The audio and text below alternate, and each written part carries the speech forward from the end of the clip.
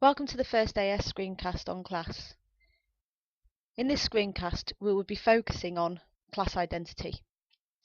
We'll be looking at the working class, the middle class, and the upper class, how their identity is created, what makes up their identity, and changes in class identity. We'll also be concentrating on two theories. These two theories we've looked at before, Marxism and postmodernism. To understand class, we first need to understand how class is measured. There are two ways of measuring class. The first is using an objective definition of class, and the second way is using a subjective definition of class. An objective definition of class uses some kind of scale to fit different occupations into different class sections. The government uses an objective definition of class in order to measure class and see how class affects people living in the UK. The reason why an objective definition is used and why occupation is used to measure class is because occupation can tell people a lot about identity, but also a lot about what kind of lifestyle people can afford, and it even affects norms and values. However, some people disagree with using an objective definition because they argue that occupation doesn't always tell you much about somebody's culture, and therefore subjective definitions take into consideration a range of factors apart from occupation. So a subjective definition of class is how people view themselves and also how other people view somebody. So, for example, there's a picture of Alan Sugar on this screencast. The reason why he's there is because he obviously earns a large amount of money and he's very successful. If we were to use an objective definition of class, we would probably put him in the highest class group. However, Alan Sugar actually sees himself as working class. He sees himself as sharing norms and values with other working class people. We don't just have to sit in one of two camps, though. Broadly speaking, social class relates to the ways of life of similar social groups. The way of life involves both the culture and the economic position of a group of people. By culture, we mean shared norms and values, and by economic position, we mean similar financial positions, either rich or poor, or in the middle. Both these aspects may influence the way of life. So there's two groups of sociologists who are particularly interested in class. Some sociologists argue that Britain is class-based, Marxists in particular. Others argue, in actual fact, class is no longer important in society. They are the postmodernists. Marxists argue that class is actually the main division in society, and class clearly influences the opportunities that people may face and also the constraints that they may face.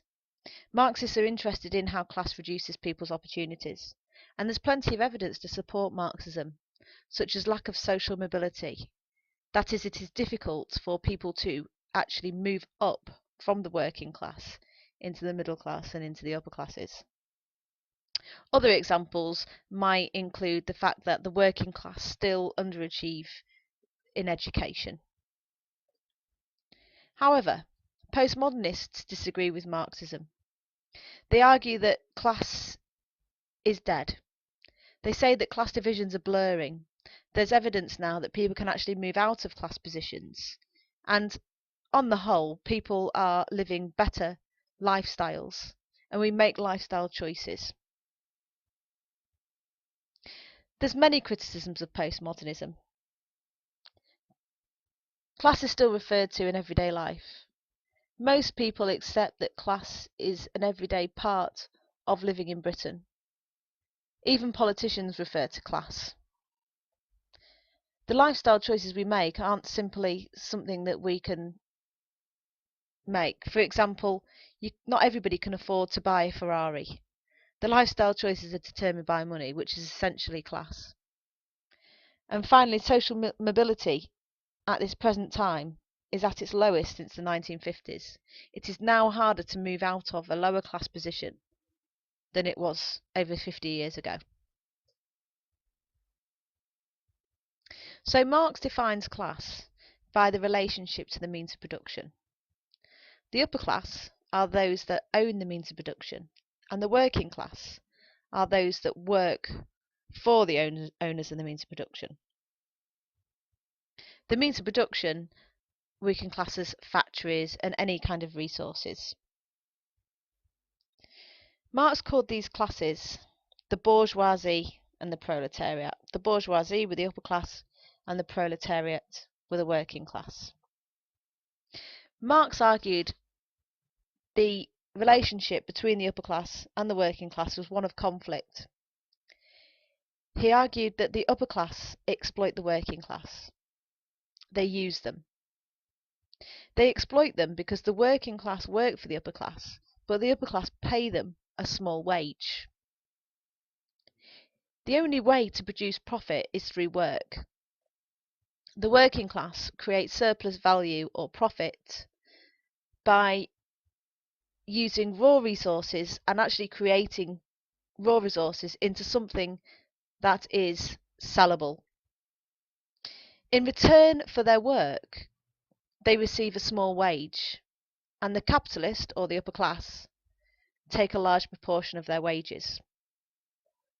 However, Marx argued that the working class for a while will accept this because they see it as fair.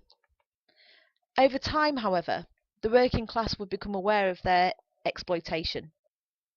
They would develop class consciousness. That means that they are aware that they are a lower class and they are being exploited. They suddenly become aware of their position. They become conscious.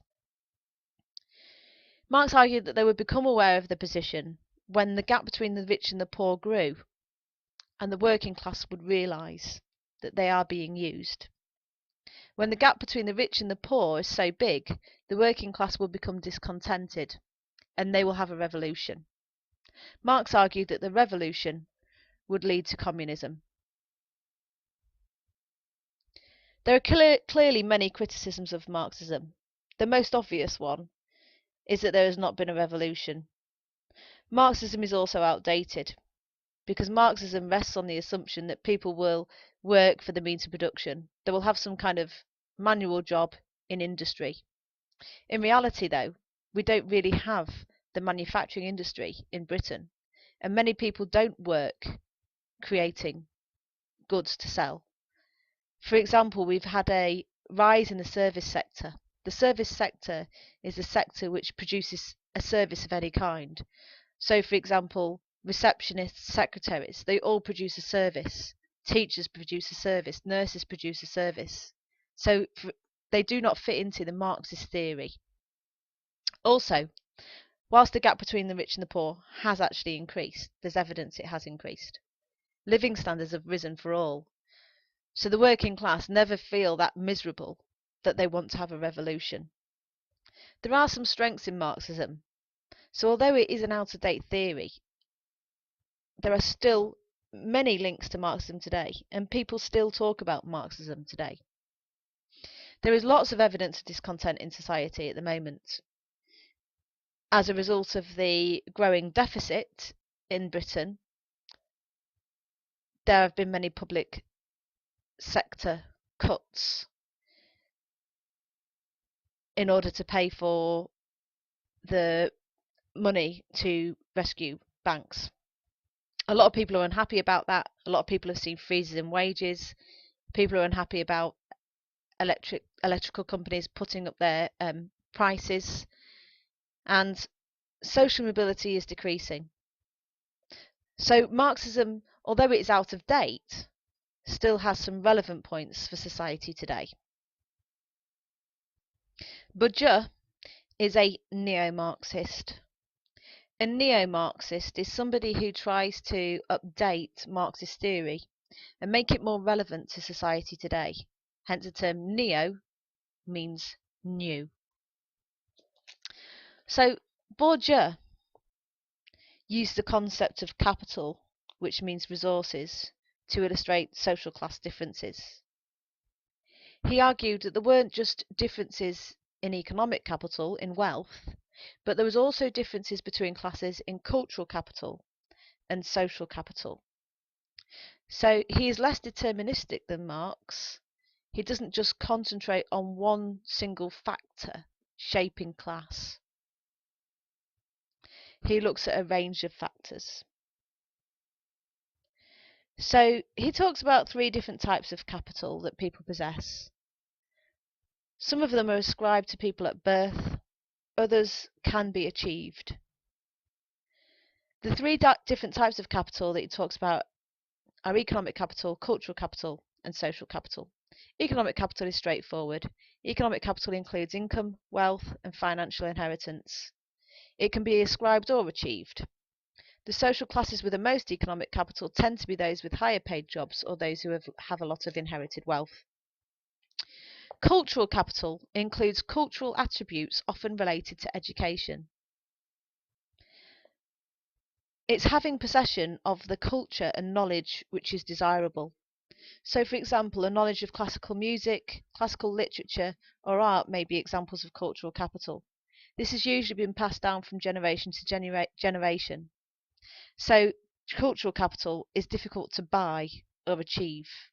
It is often thought that children educated in the leading public schools possess most cultural capital as they gain it from their family and their school.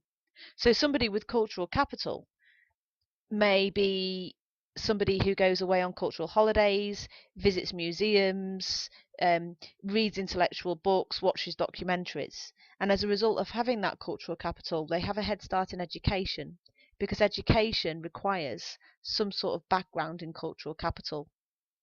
Therefore, the middle classes can use cultural capital and the upper classes can use cultural capital to get ahead in society. So having a knowledge of and having cultural capital may actually transfer to economic capital. By having cultural capital, you can gain economic capital. Social capital includes the resources based on social connections and group membership. This is generated through networking and through relationships with different groups of people. Social capital is largely achieved and is possessed by different classes in different ways. In the traditional working class communities, people frequently look out for one another's interests through finding employment for each other or through exchanging services, for example, fixing a car in exchange for plumbing in a washing machine. In higher social classes, social capital means the same thing, but it often operates through educational institutions, for example, the old boy networks, and looking after the interests of each other's children. Social capital can be used by the middle classes to get ahead. So you might have heard the term, it's not what you know, it's who you know. So if you have links to people in higher occupations, you can use those links to help your children gain a decent job.